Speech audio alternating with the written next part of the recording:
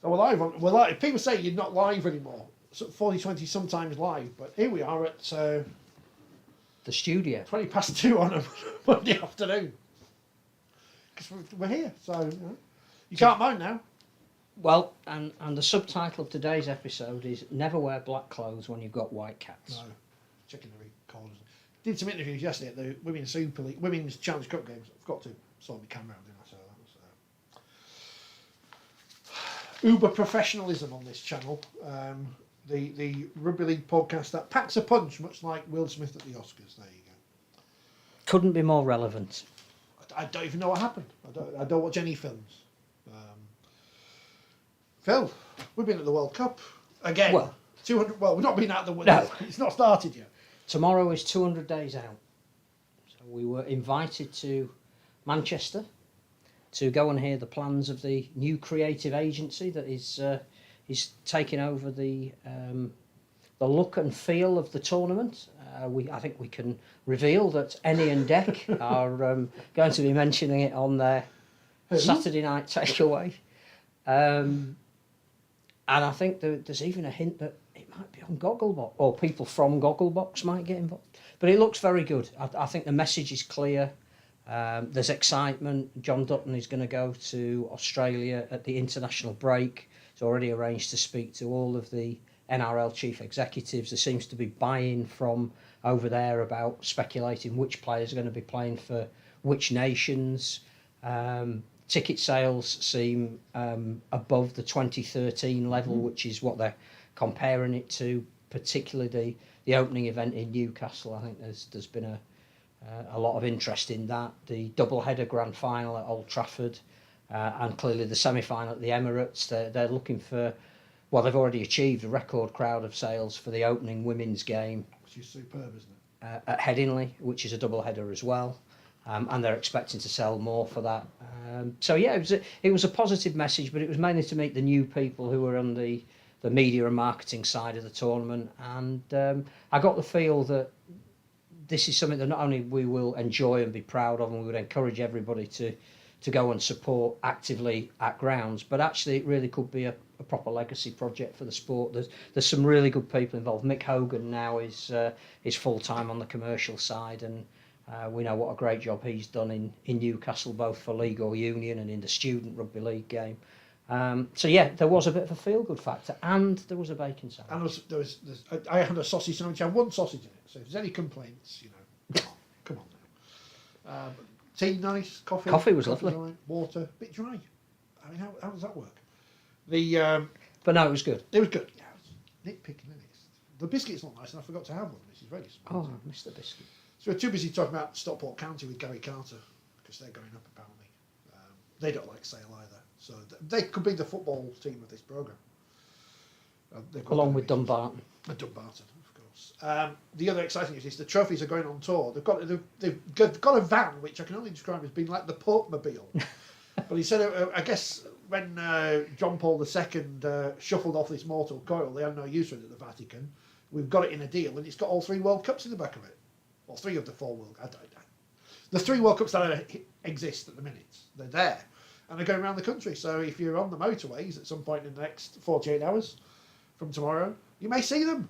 Yes, they're going from Newcastle right back down to London over the course of 2 days, half an hour in every host city, which includes an event. So if you live in a host city or you're close to one, look out for the schedule. And again, all good publicity for what we hope will be the biggest and best ever and most inclusive World Cup, leading into France in 3 years' time. So came away thinking this is a sport that is positioning itself. It'd be interesting, especially with, I don't know how local media works these days, because everything's homogenised, but you can imagine that the local newspapers of Doncaster or whatever will be there tomorrow looking at the World Cup trophies and getting excited that the England football band's going to be at the, whatever the Keepmote's called these days. It's not the Keepmote anymore. No, it's something else now. Bernie Clifton's in the England football supporters band. Oh, sorry, I think I remember Clifton was in the England training squad. The Bernie Clifton Stadium. I know we've had some injuries to players, but we got down to St Helens A team of Bernie Clifton. It's very exciting. The World Cup is coming. No, Get and your tickets it is a very, very. We shouldn't undervalue how important it is for the sport and how much confidence I think we as people who are trying to monitor it and help promote it have in the people who are running it. We've said on here a lot that John Dutton is doing a great job, and the sport needs to do something perhaps to look at keeping him in it. We speculated in our half decent magazine that if there are a new commercial body being created and they're looking for directors who don't have a link with a particular club, then John Dutton will be a very good chair of that. Not that we're telling people who they should appoint, but it's an only positive story, and it was good to be there. He's got a season ticket somewhere. I Lee. didn't ask him. Lee. He's a Lee man. Oh, another one. Born and bred. Good afternoon, says Carsten. Good You're afternoon, early. I know we Carsten. are. I know we're early. It's circumstance. We like that element of unpredictability. It's in COVID isolation. Carsten, does the picture look any better? I mean, granted, this is the most narrow of narrow casting, but I know how many people are watching right now, so it doesn't matter. Is the picture better because I've done something to the settings? If it is, good. If not,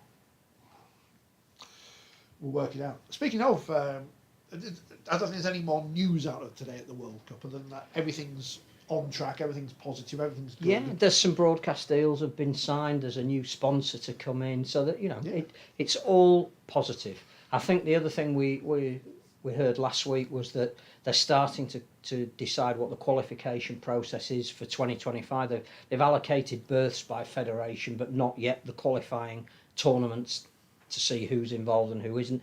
It's affiliate nations and above. So again, fledgling observer nations won't be part of this particular process, which I think has most impact in Africa, where they're getting new nations, but you have to have reached a certain level of membership, and each of those levels come with criteria that you've got to have established in that country, which is no bad thing. So yeah, we seem to be looking further ahead than just tomorrow, which is good. That's very on Rugby League, isn't it? But Robert's asked a question. So before I get on to a different topic, Carsten, it's a bit better than usual. Is it good enough, Carsten? That's the main question. If it's good enough, good. If not, then I'll think of another idea. Robert Hacker, what do you think about the 6 again rule? Ruining games, so frustrating, different interpretations from different refs, putting me off watching. Robert's one of those people who's not watching Rugby League anymore. Well, he is, but he's not. Is he related to Hacker T-Dog? I don't know. From Wigan? Or James Hacker, former Prime Minister. I don't know. No one knows the rules anyway.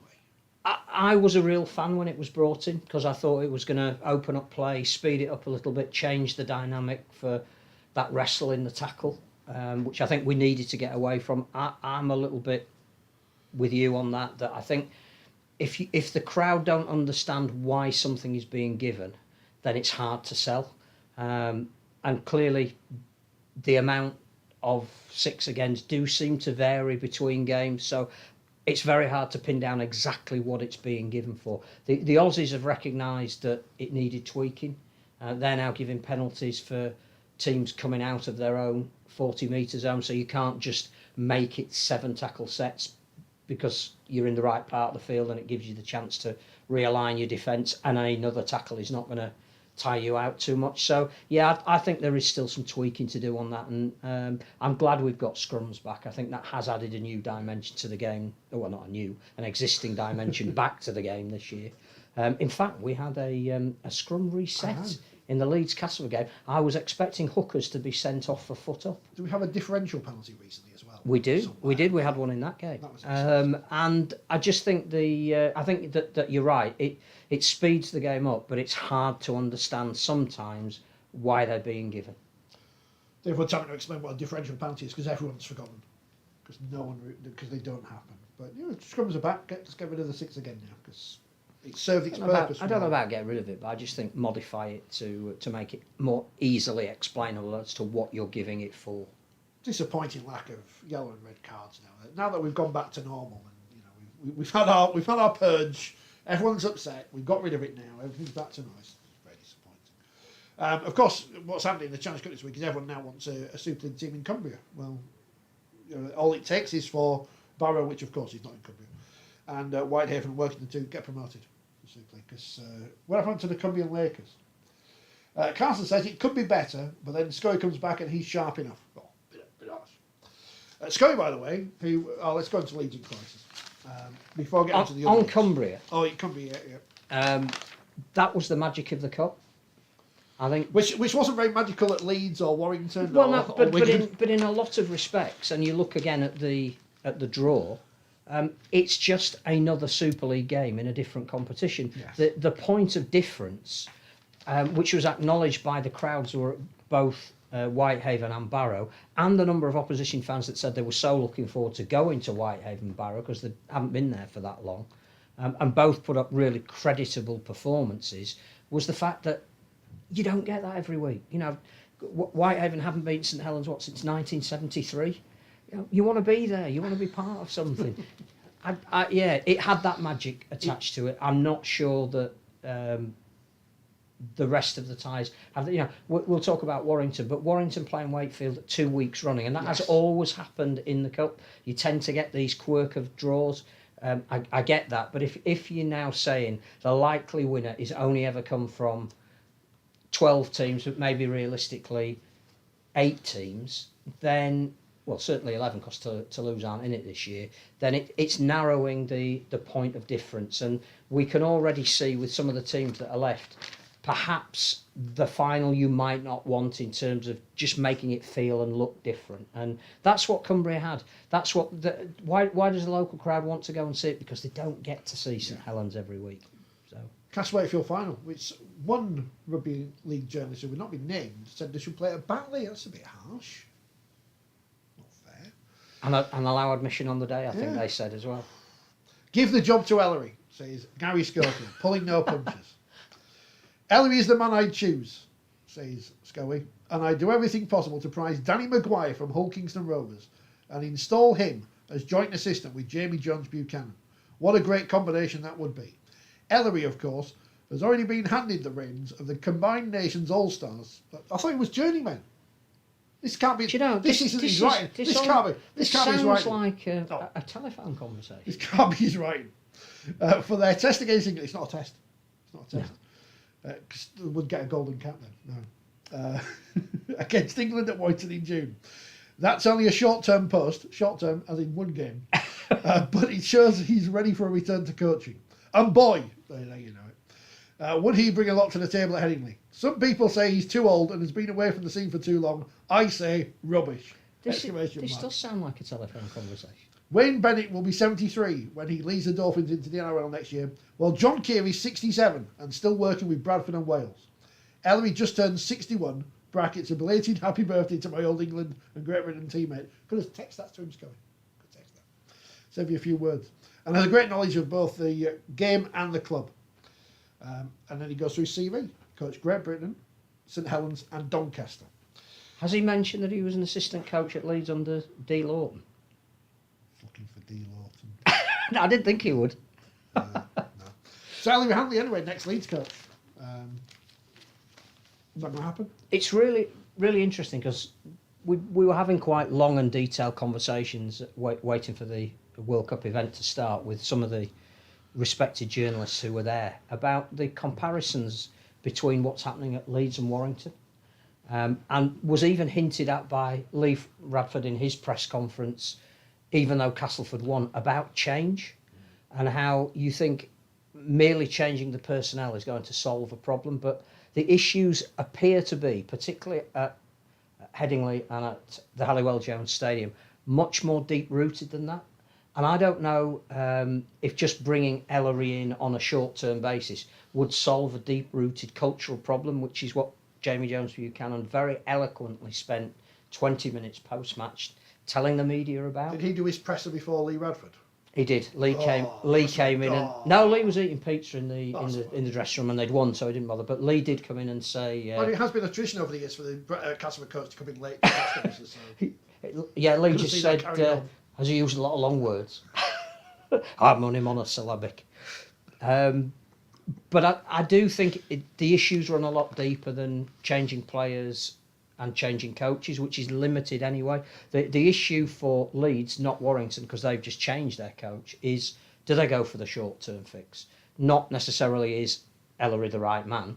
You know, Or do they go for whatever their long-term target is to fix whatever they perceive to be these issues and take more short-term pain for the longer-term gain?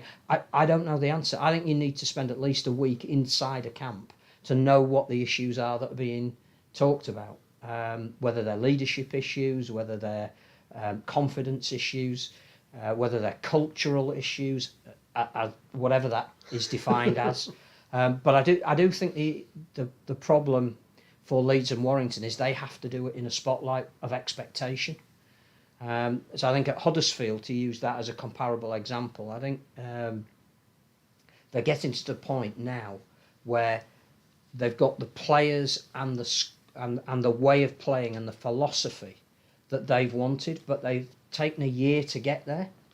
And because that year was done out of the glare of the spotlight, because, yeah, it'd been great for them to finish in the playoffs, but it wasn't an essential be-all and end-all, then they've had the ability to make change over a period of time without the need for instant success as well. So Ian Watson has had the canvas to bring about the change that you're now seeing is working. Nobody in charge of Leeds, and certainly Darryl Powell and the expectation that he brought with him at Warrington, have got that luxury. It has to happen overnight. And the point that Lee Radford was making, even at Castleford, where I think there's a realisation of where they are and what they can achieve in a rebuilding process. He said it's taken him a lot longer than he thought it would, after Darryl had been there for 8 years, to get the message over as to what he wanted from the team. I think that's what they're all talking about at the moment, and I don't know if a short-term appointment will solve that, whether that's Ellery, whether that's Wayne Bennett, whether that's Eddie Jones, whether it's Anthony Seibold, whoever it might be. And then you look at the longer-term picture. And I think the other issue that affects both Leeds and Warrington is you can't solve the problem in the short term by signing somebody else, because we're in a salary cap, we're in an era when existing players have taken significant pay cuts and we haven't built back the income at any club to start reversing that. Who is available? In which well are you fishing at the moment? You're not going to be able to get an NRL star on a short-term contract. I think we were talking in the car that arguably one of the worst Leeds teams I've ever seen was 1985-86, going into a near relegation season when they only just avoided it on points difference when Oldham went down. And the reaction to that was to go out and buy Gary Schofield and Lee Crooks, to spend a world record on consecutive weeks and just say it's not going to happen again. And they also accumulated people like the great David Stevenson, who we lost last week. And you could do that. A football chairman could say, what are we lacking? We're lacking a forward. And that Walmsley bloke, bring him in. Who played well against us this week? Westerman chap, sign him up. You can't do that anymore. So, yeah, it's a little bit more complex than I think we imagine looking from the outside in. And I'm not sure short-term solves your problem. As was pointed out when Wigan did the same in 2006, they broke the salary cap. They cheated and got away with it, which Leeds can't do. Gary says, Gary the Viking, Leeds in meltdown from Gary the Viking. Cheers, Gary the Viking. Badger, I missed the YouTube names, says, is Sky taking Kev's role as director of rugby stroke inspirational leader that they won't shut up about even after he's left? Aren't the cultural problems the same ones as Sinfield came in to fix a few years ago? It's all down to Brian McDermott built this thing based on great foundations, and they haven't been able to replicate that because of many various things. I think anybody who wants an insight into what culture is, and I'm not sure I've known what it meant, it's been bandied about very easily. Listen to Jamie Jones Buchanan's 40-minute pre-match preview of the Castleford game, and listen to the full 20 minutes of his post-match, and that'll give you some idea of what is required. And I'm not sure it's fixable with a coat of paint. Nothing has changed from when we spoke about Leeds for 20 minutes last week than this Absolutely week, other than they've lost a game which many people expected them to lose. And there wasn't... I think the interesting thing, perhaps, is there wasn't the bounce. Yeah, which is it a thing or is it not a thing? We don't know. some would suggest there's not. But the players did not react to Jamie Jones Buchanan any differently than they did to Richard Agar. And again, I think if you break the game down into different areas, they started with an intensity that would have pleased him. They conceded a very well constructed but defensively soft try, and their heads went down, and that is a confidence thing. You know, Warrington were 12-0 up and lost 16-12. It's almost as if once things starting to go against a team that has no confidence, they realise why they've got no confidence. There was a brief period for Leeds for 7 or 8 minutes at the start of the second half where they were never going to turn around a 28-0 deficit, but they looked like they were going to contribute more to the game. That confidence was up, having been in the dressing room for 10 minutes and being told exactly what they needed to do. They then threw a needless interception. It's not like it came as a surprise that Greg Eden stands in the defensive line of the attacking team and is so good at timing that and picking a ball off. He tried to do it twice earlier in the game. That effectively ended the contest. And I think, again, when you don't have confidence, things like that massively affect you beyond your level of ability. But listen to the press conferences and you get an insight as to how it's not a simplistic solve. Because if it was, Uncle Gary would have found it. We'll talk about Warrington in a minute, because I want to go back to the back of the paper, and I'm in the middle bit to talk about the women's game briefly, because Challenge Cup second lot of fixtures apart from York, who've played all 3 of their games now. Warrington beat Barrow 36-16, so that's a bit closer than I thought that would be, actually, to be honest. Leeds beat Hull, but didn't play because of the COVID. 48-0 is probably a good result for Hull. Huddersfield beat Lee Miners Rangers 46-6. York 76-4 winners at Bradford. Wigan 62-0 winners over Dewsbury Moor. St Helens beat the Army 88-0. And in Group 4, which is the group of excitement, because it's all in the WF postcode area. I think, is Alton WF postcode? It probably is. It's close. It's close enough, isn't it?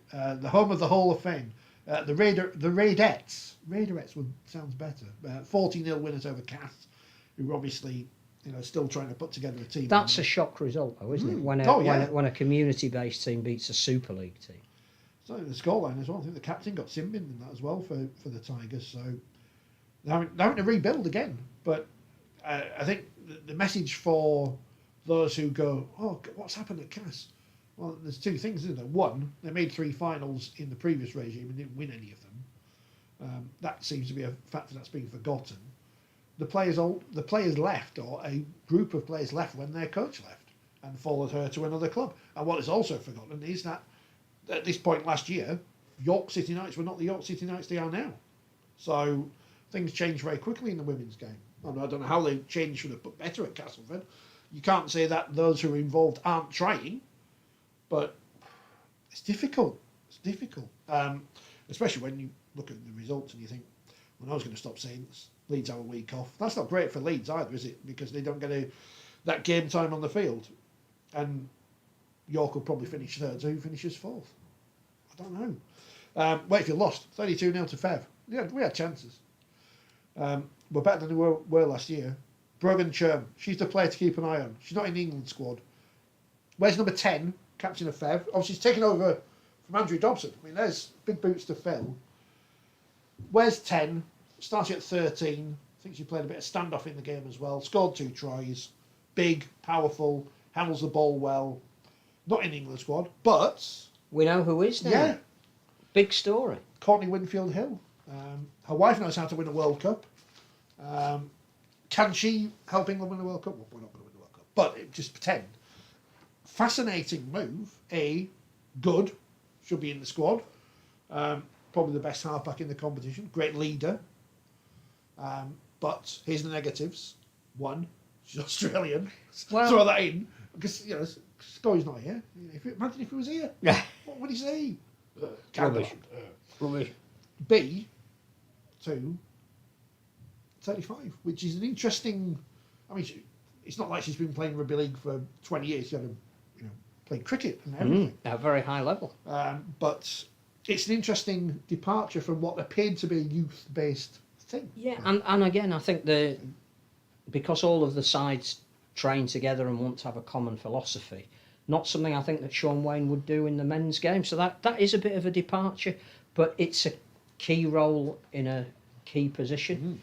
It'll be competition for places in training. It'll give the spine a different look if that's what Paul Anderson wants to go with. Experience in tight games of how to win them. So it can only be a good thing. Yeah.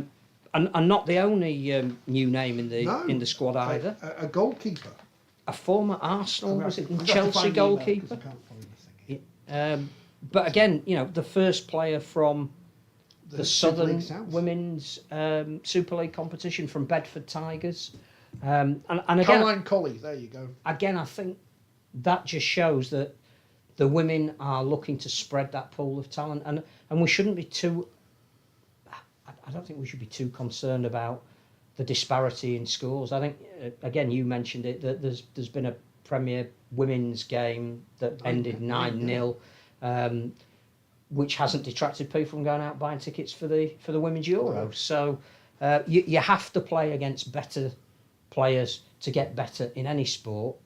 But the fact that there are now with Charlotte is a role model of somebody in the South who doesn't initially come from a rugby league background, I think that throws a great message to any women playing the game at the moment. Caroline Colley is a former Arsenal and Chelsea ladies goalkeeper and has also played rugby union and represented Scotland at 7. So hang on, she's England squad. We've got a Scot and an Aussie.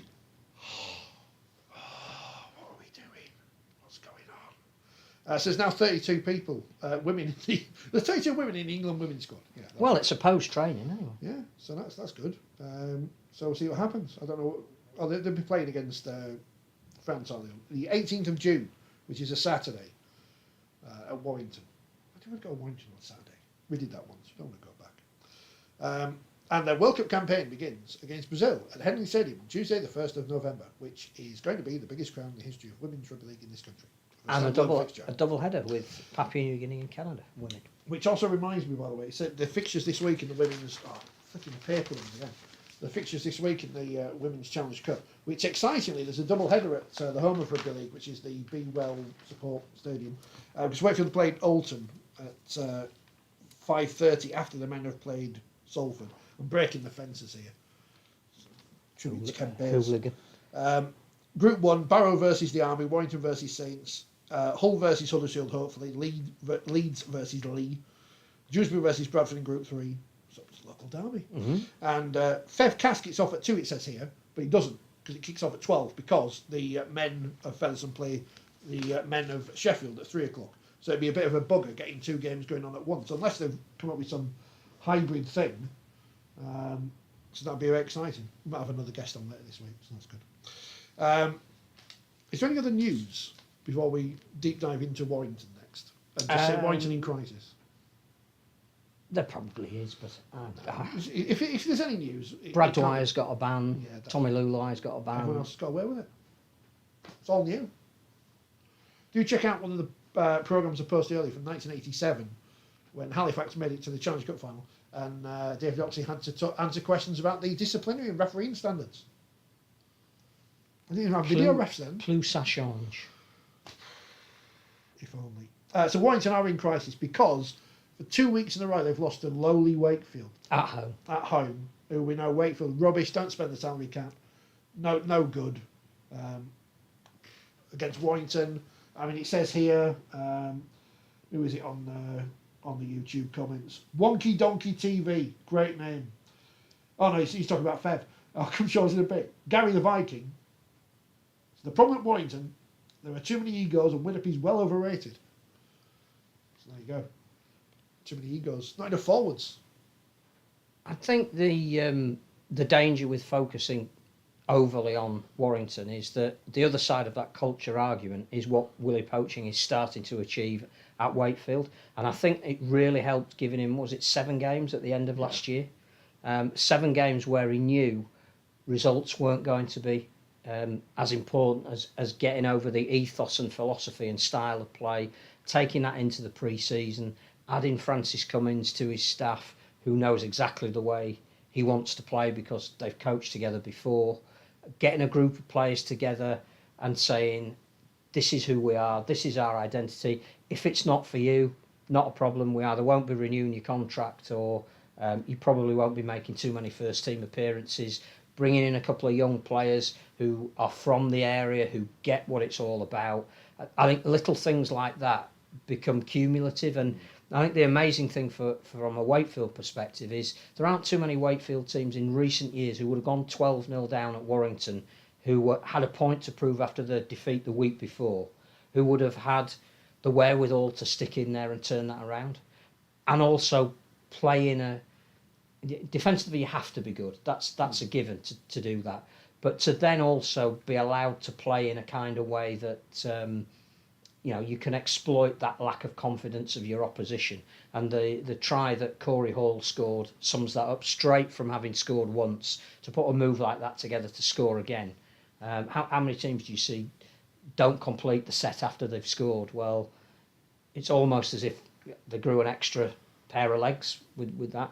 And Max Jowett probably is a great example of a player who has been underused and undervalued by previous coaches, who's been given the number one shirt, been invested in, this is how we want you to play, obviously free of injury, but also is a key component. When he comes back, it makes a difference because he gets what they're trying to achieve, and it suits him. And he was absolutely germane to that try that Hall scored. So yeah, I think what Wakefield are showing what Leeds and Warrington need to aspire to. Almost in a sense, not quite in the same way that Salford were inspired by Jackson Hastings. I wouldn't say Mason Leaner is the same as Jackson Hastings in that way, because I think it's more spread throughout the Wakefield squad. But in that kind of Salford getting to the Challenge Cup final, getting to a grand final in successive seasons, I mean, well, if that happened, I don't know what I'd do. Just have to give up because it can't get any better than that. But there is that route now for teams who aren't the big ones, and you're relying on the bigger clubs to be weak at a point, in the way that Leicester won the Premier League when everyone else fell apart. Not to take anything away from their achievement, but maybe Wakefield could get to the Challenge Cup final. Maybe Castleford could again this year. Now they've knocked out Leeds. Maybe Huddersfield, who I tipped to win the cup last week, each way, because I thought, no, they've got to trip to Barrow, but they'll win that, and they did. But maybe Huddersfield could get back there. A nightmare for the RFL, as all these little clubs. But it isn't that, because it's the perfect year. They're at White Hart Lane. They've got 20,000 less tickets to sell. They've got the 1895 Cup, where again you look at the clubs that are left in that are Championship clubs that will take fans. So no, I think that there is an issue about doing things in the glare of publicity that Wakefield don't have, that Huddersfield haven't had, and Leeds and Warrington haven't come to terms with. That's not an excuse. It's a desperate attempt to try and find an explanation, because it's a lot more complicated than we think it is. But I do think that having a coach whose message is clear and a philosophy that is easily understandable, it's halfway there. Darryl Powell is dealing with people who have played under a different philosophy for 4 years, where it's been defence orientated. Darryl, when he came in, was tasked with, you've got to win, but you've got to entertain as well, like Castleford did.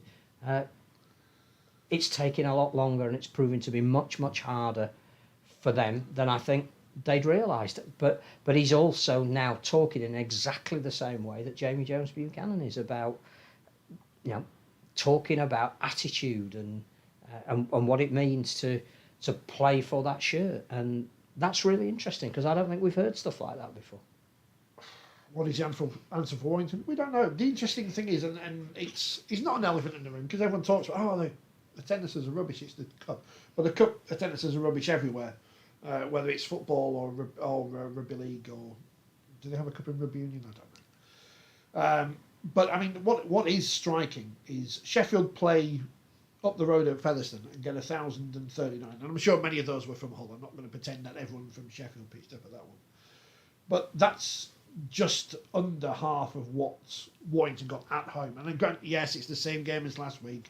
Yes, they've lost, but that's a bit of a damning indictment on Warrington, that you only get 2,627. And again, I'm not sure there were millions travelling from Wakefield for this. That's not good. Your man's going to have to do some amazing marketing for the next home game. It's a concern because of the way that they're playing, but it also tells you that we have this season ticket culture, that when fans are asked to pay extra and the game that they're going to see is not dissimilar to the one that they've got included in their season ticket, and it's on telly, and you might have had to subscribe to get it, then there isn't an incentive to be in the ground. As seen at Leeds, where there were only just over 5,000, which again is, comparatively, it's not comparatively that low for a Challenge Cup tie at Headingley. It's low compared to what they get for Super League games. Northern Coins says, we'll be interested to see who the Wire bring for next season and who they let go, whether in or out of contract. An interesting thing with Warrington is you look at some of the signings over the last few years, and the obvious one is Greg Inglis, who they made a big song and dance about getting out of retirement, and was a complete bust, and was always likely to be a big bust because he retired because of injuries in the NRL. More of a marketing ploy. I think, again, there's no coincidence that Darryl bought Oliver Holmes and Peter Matauti with him from Castleford, because arguably the best back and the best forward that Cass have had over the last couple of years know how he plays, know what he wants. They'll be the foundations on which the message will be trying to get over to those who don't play the Darryl Powell way. So I think he'll be really important. Be very interesting to see how long it takes, and I suspect it's a lot bigger and longer job than they'd anticipated. But who can you go out and sign? You're not going to get a top rugby union player. You're not going to get an NRL star. Who is in the Championship that a Super League team could go out and sign today that would be able to compete on a week-to-week basis? They're not there. What's the amateur game like in Warrington? And how long will it take for a Warrington junior to come through the academy and the reserve and the first team ranks? There is not a quick fix. But if you've got halfbacks that historically have played a certain way and you're asking them to play a different way, which seems to be the case at both Leeds and Warrington, it is having a material effect. Darryl's more concerned, I think JJB will be at the moment, about they're just leaking too many points. That's nothing to do with your attack. Well, that's who we think the next Leeds boss will be. Do you think they need to go away from appointing a Leeds idol? I mean, I personally do, because I think you go down a route of trying to catch lightning in a bottle, which you've lost. But we don't know. The thing is, who's out there? Who is out there? Well, that's what I used to say about Chris Chester, wasn't Absolutely. it? Right, well, Chester out, right, fair enough, but who's going to replace him? Because there's no one there. It turns out it's the bloke who sat behind him. But the bloke who sat behind him, I mean, we're not going to judge James Jones Buchanan on one game, but he's not got any professional coaching experience. And he's recently out of playing, recently enough that transition out of playing was a relatively difficult one. He said, even though the disappointment of Saturday will haunt him, as it would if the 9-year-old Jamie had come off the terraces and he'd watched that, he does feel reinvigorated. Now, whether that is enough, I'm not sure. But it is who is available, who is on the market. Lots of talk of Tony Smith out of contract at Hull KR at the end of the season. Danny Maguire's his assistant. You're going back to that link with the golden generation. Do they want to come? Badger just pulled me up and says, that rules out Sean Wayne then. Well, yeah. And Ellery Hanley. Yep. And Gary Schofield. Yeah. I don't know. It's the right person for the job, and I genuinely don't know who is available at the moment. It's not often that a coach leaves so early in the season, and that's exactly the issue Leeds had with David Furner, who at the time everybody seemed to say it's a good appointment. His CV backs it up. He understands the club and its values because he played there and he won the grand final there. It didn't work. So I think they're going to be wary of who they appoint. But it'll be interesting because after this week's round of games, you wouldn't expect Leeds to beat St Helens. Somebody's going to win between Castleford and Toulouse. Depending on those margins of matches, Leeds could be bottom of the table. Next week it could be 4020 TV, Leeds still in crisis, or 4020 TV, JJB coaching saviour of the world. So apparently there's a rumour that someone played ineligible players in the Challenge Cup and it might have to be redrawn. That rumour's always around, but that'd be hilarious if it was. What about the guy from Oz who was the Featherstone manager, to which Badger replies James Webster? Ryan Carr. Ryan Carr, the other one. I mean, again, highly thought of by the Leeds management for the job that he did at Featherstone, which also doubled as an assistant at Leeds. So, yeah, knows the systems, knows a lot of the players. I'm not sure he'd get a work permit. Adam Cuthbertson. He's got coaching experience. He knows a Leeds club. There you go. There's another one. Lois should do both jobs. He's had a week off this week. Saw him first hand on the tally. Danica, let's give her another job. Can't get enough. Brian Noble hasn't been linked, and he always is. Brian Noble. Robbie Hunter-Paul. Tanya. JB Peacock. John Wilkin. Mark Chapman, next Leeds coach. I don't know who is available, and do you go for a short-term fix, or do you succession plan? Spoil Sports says Badger. James Webster. Preparing for the middle eights. His legacy at Wakefield. Brian Smith.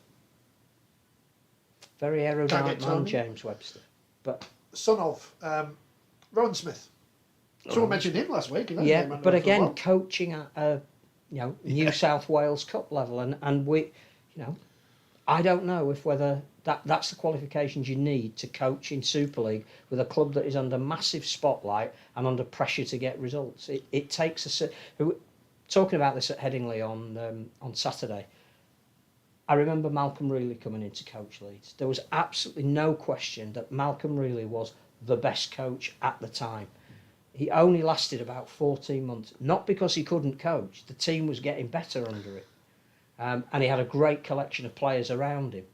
He didn't like the other side of being in the glare of the spotlight. Every single day he got a phone call from the Yorkshire Evening Post, 7 o'clock in the morning, what's your story? I haven't got a story. No, you have to have a story. I need to fill the back page with a story. And then just ring the Scully after that. There is a pressure. Yeah, he was probably off with his ear infection.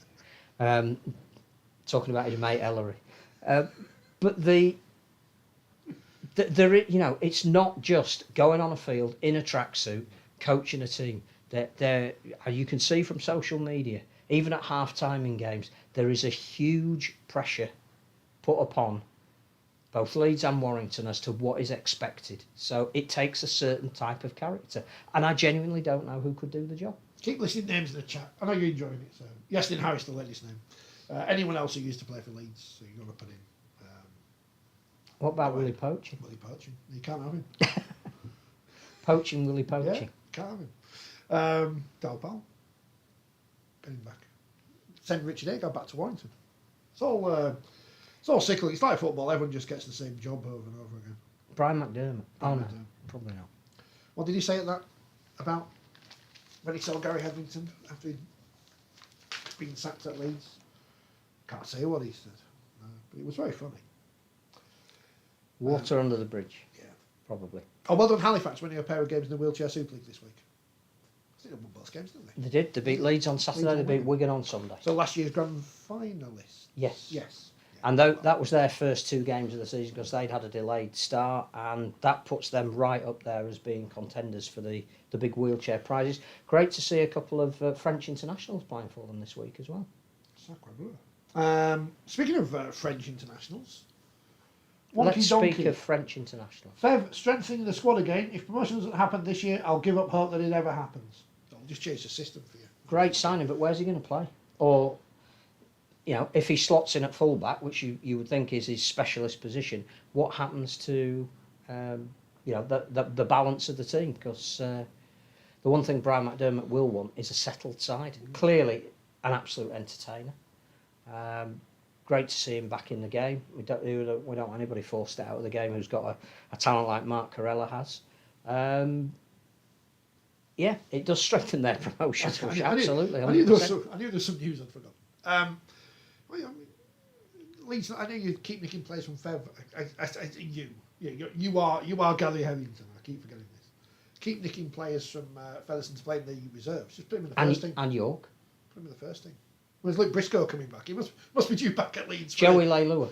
The 400th. Short of a censored, Joey Leilua. Good enough to play in Super. See, Wonky Nonky said Wayne Bennett as well. Danny Ward. See again, Anthony Seibold. All names that have been mentioned. Shane Flanagan's another name that's been mentioned. Comes with history. Speaking of history, Blake Ferguson. What a great signing. Comes with history. RFL, do your thing, and put some conditions in for the granting of a visa. Well, as Badger said, regards of Mark Carell, Leeds went out to Blake Ferguson in retaliation. It's like fighting fire with fire. It is. It is. On many levels. That is the news. Now here are some results from rugby.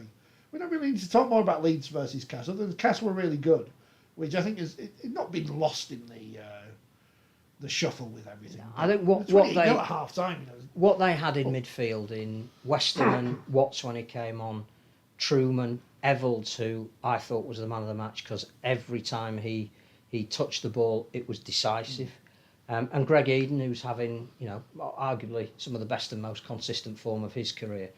Leeds just couldn't handle that. But that is massive credit to Castleford.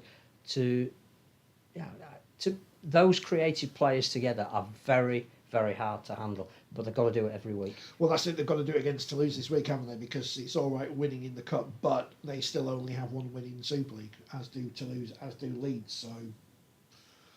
But no, they were great. They were fully worthy of their victory. Again, Lee Radford pointed to their display against Wigan the week before as being the base for it. That even though that game was lost, he felt that he'd seen things in that match in terms of competitive spirit that he hadn't seen in the previous games. And again, if you go back and look at Lee Radford's comments post-match up to that Wigan game, he was pretty scathing and critical of some of the effort and attitude of his players. But you can turn it around. They're now discussing in the chat Blake Ferguson going to Warrington. Badger says he might go to the big Tesco. We might go to the big Tesco at Barrow, which was behind the goals. Yes, they got a great free massive advert. Tesco there at Barrow as they took on Huddersfield. And Huddersfield won 30 points to 16, which I thought I might have jinxed the Giants at one point, having tipped them to win the Cup. Because Barrow, they had plenty of fight in them, and it was an entertaining game.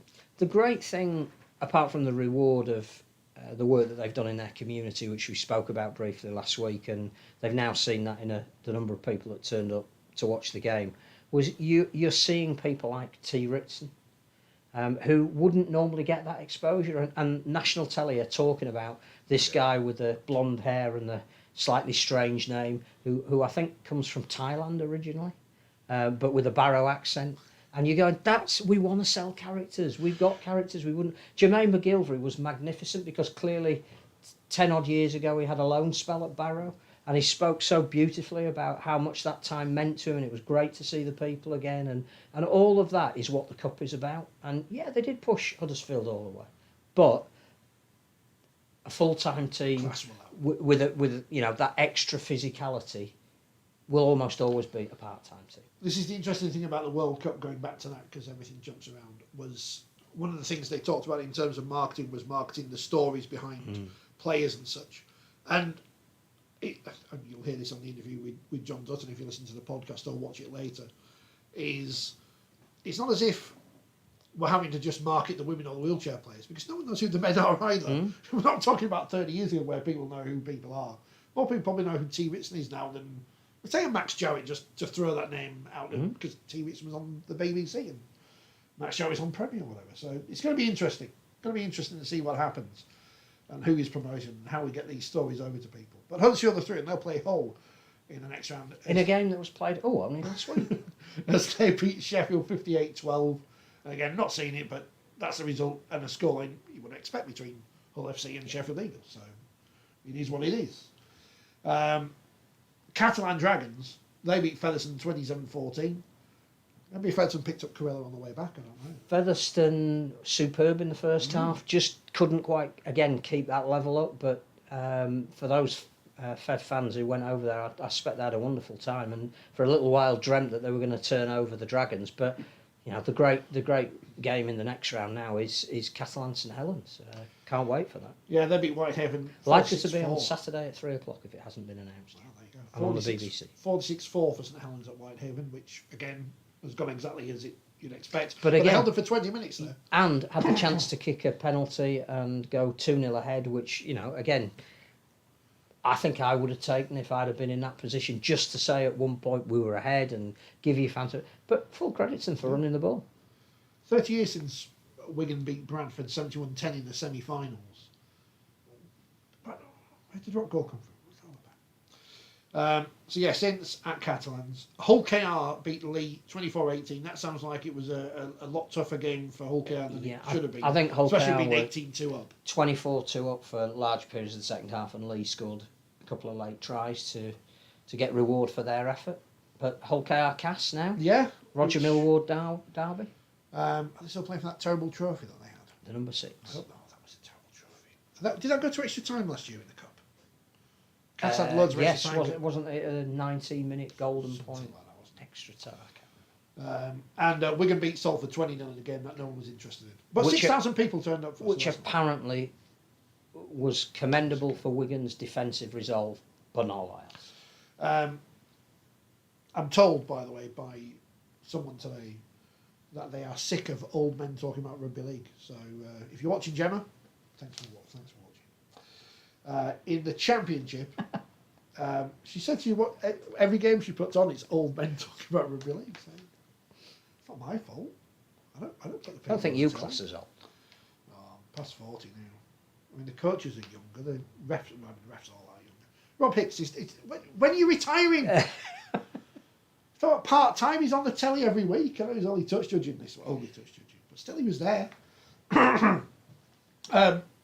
Championship round 4. See, round 4 was played after round 6. It was delayed because of was it Storm? Yeah, the Storm. Which do you remember those storms? Coming back later this week. Yeah. Halifax beat Warrington 42-6 at Warrington. No crowd given. 24-0 up at half time. Job done. Comprehensive. League One is back. Back. Even though Mr. Mascord is questioning whether it should be. Ban League One. So Steve Major said ban League. Maybe we could break away from the run rebel competition where you can hit people in the head and stuff. For all the people who've walked away from Rugby League. I mean, this is a bad week to do that. When no one turned up for the Challenge Cup, but it is what it is. John Keir isn't old, says Badger. Scully said it in the paper. There you go, you see. So, Gemma Carter, you're wrong. Scully's proved you wrong. She won't be listening. All watching. Doncaster 48, Midlands 20. So, Midlands in their first game lost, but they did lead early on in that one. They did. And what I noticed on the kit, they've got a little bear thing in the bottom corner, which is nice. Isn't it? And Doncaster will be one of the favourites for promotion. So, that not a game I think they would have earmarked to start off with a victory. Very interesting to see how they go at Cornwall next week. They've got Swinton this week at home, and North Wales are where Cornwall are travelling this week. Sorry, so right. Cornwall's first home game is Midlands, but not yet. London scores 10, Hunslet 28. London were 10-4 up at half time, and then Hunslet won. 287 people were there, and Steve Mascot wants to take your Rugby League away. And he's one of them. I know. We're only joking, Steve. I think does he listen? I can't remember. I said we're trying to get him back on again because he's good. But when's he launch his book in Leeds? He's launching in Paris. Middle of the year. Middle of the year, right. So when? Summer bash, maybe? No, I think he's coming to a Leeds game and he's going to do it we'll get him back on. Here. Well, there you it's go. Very venue. We'll get him back on again. We like Steve. Oldham 6, Keighley 32. Going to have someone who you can hit with a stick who will take it, that's the thing. I think that's a bit of a blow for Oldham because again they would have expected to have been more competitive. Some good noises coming out of the club after their Challenge Cup exit, but you know, a bit of pressure for next week. They need to right that wrong. Hunslet Oldham, big game on Sunday. You know, if I wasn't going to Wakefield, I'd go to that. I think. Great. It's a good game. What seems like a good game. Because I haven't seen it, obviously. Rochdale 34, North Wales 36. Anytime a game is close, you think, that must have been good. And it was 18-12 at half-time to the Crusaders. So, obviously, that must have been a very close game. It must have been very exciting. So, I think that's a big win for the Crusaders. Have Cornwall got enough players yet, says Badger? I think to keep signing them. But yeah, big win for the Crusaders, you should say, because they are one of those teams expected to challenge. And they've beaten one of the rivals that they would expect to be up there with them. And surprisingly, top of the league, Swinton, because they beat West Wales. Get Mr. Keller 82-4. West Wales team sheet that they put out on Twitter, and I know they probably have no one doing these things, but they put it first name and then an initial for the surname. No, don't do that. We don't know any of the players are. I'm whispering. You can't hear me. But good luck to Ash Bateman, but looks like again he's inherited a difficult task. This week on telly, Thursday, Wigan versus Hull, 8 o'clock on Sky. Friday night, it's Leeds versus St Helens, 8 o'clock on Sky. And Leeds Dewsbury's on the Our League app. You can pay a fiver for it at 8 o'clock at the same time. I think it's on Our League. Seems self-defeating. It's on Our League. Some check that. Also on Friday night, Castleford versus Toulouse. It's 70s night at Castleford. How can you tell the difference? Huddersfield versus Catalans. Hull KR versus Warrington in the Tony Smith derby. Saturday, North Wales versus Cornwall at 5:30. West Wales versus Rochdale. Because all of Cornwall's games are on our league. Oh, so I can watch that. That's good. Because there's no other games on. Sunday, it's inclusion round at the home of Rugby League. Wakefield take on Salford, and then the women play Alton in a must-win game. The winners of that game will be in the next round of the cup, and unless Castleford beat Featherstone. No, if we draw it, we're both in. So it's a must-win game. If we draw, we're both in, so it's must-win. Yeah. So it's must-draw. No, if we draw... Oh, hang on. No, if we draw, Alton are probably through on point. I don't know. It won't be a draw. No, it won't be. It's a championship. Barrow versus Batley. Feather versus Sheffield. That'll be a great game. Yeah. So Barrow will be obviously bruised, but buoyant. And Batley, yet again, Craig Lingard is doing a fantastic job. Happens to be a columnist. Featherstone versus Sheffield. Mark Aston derby. Will Mark Carella play? We don't know. Halifax versus Whitehaven. London versus Bradford again. Haven't they just played each other? Yeah. Workington versus York City Knights. Why did they kick off at 2 at Workington? Is it a light thing? Is it? Well, the clocks have gone forward. Yeah. So is it a misprint? Do the shipyards close at? I don't know what the industry is, because obviously Castile kick off at 3:30 when the pits close, but Wakefield gave up on that. Well, who cares to kick off at 3:15? Doesn't happen anymore. That was when the trawlers came. Yeah, it's not the P&O ferries though. Workington fans, tell us what's happening. Hunslet Alder in League One.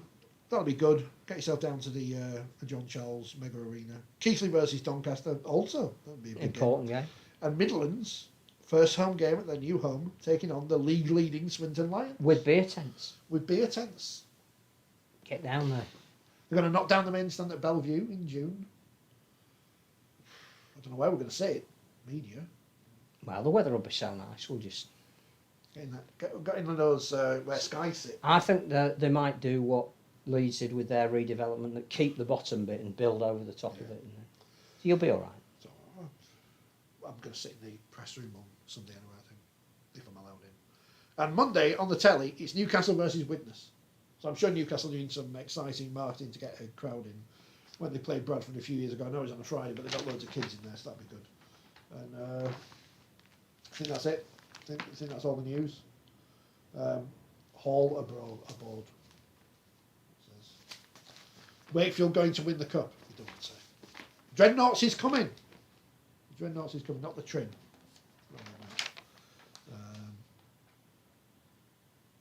Matt Pete wants Wigan to win the Challenge Cup. Headline there, and that's it. Was it J or J? Do we know? So on Sky the other week they call him Jyfield and Jfield, and I don't know whether it's J or J at Wakefield because we've got a Whitbread, but we don't know. This programme's fizzling out. We're trying to see if there's any other exciting teams. Somebody's got a birthday. Yeah. Ellery had his birthday last week. Yeah. Surely Scully must have sent him out. He sent him a card. You'd have thought so. Always loved you. Yeah. G. Oh, look at that. Oh, look at Wakefield's stand. Oh. Everyone's slagging it off. Go away. Oh. It's exciting. Get a new stand in Wakefield for the first time since we built those flats. I mean, at least we'll pay for this one, so that's a positive. Thank you for watching, viewers. And interacting. I mean, you know what? This has worked, so we may well just do this again. Just turn up at some point. Turn up on a Monday Go afternoon. live. Yeah, we just happened to be together and thought it was a good idea. So because we'd so enjoyed the World Cup event. Badger says it's pronounced J or J. How do you know? Did you put J? Thanks, Badger. This is why we don't do this programme live, because people, trip us up. But we'll be back at some point in the future, possibly with a special guest later this week. Then, if they want to speak to us. If you listen to the podcast, John Dutton follows this, if you're watching, I'll edit the video and put it up later. So that's excitement for you. But we're all excited for the World Cup. We're all excited for the return of Super League and the Championship and League One this week. And we're all excited for next week's programme, which of course will be the Leeds have beaten St Helens. Jamie Jones Buchanan has been knighted. Is the Messiah. Sir Jamie Jones Buchanan. Or Lord. we'll still be speculating who is available.